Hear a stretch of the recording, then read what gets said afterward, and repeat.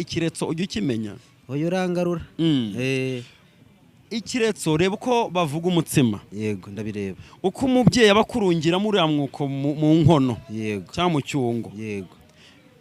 umubyeyi yabaga afite nk'abana cyane cyane kwa nyirakuru kera binywereye itabi ikijigo akakirambikana akaba yakibagirwa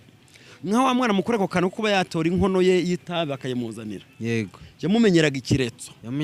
igihe ari kuvuga umutsima akabyira ukaza kubigenza akaza kumuhatakira ariko ugasanga uko umutsima ugiye ungana yego ukabona ko abikoze nkana bikoze bishaka yabaga ari ishimwe rero yego rero nawe uwo mwana urumva ko yabaga afasha bigende ku cyizere bamugiriye nawe rero icyo kiretso wahawe cyangwa icyo cyizere ugiriwe ntukagisubize inyuma yego nese undi witinya kubera iki kubera ko utabishobora cyangwa imyaka ntago ariko ntabishobora kuko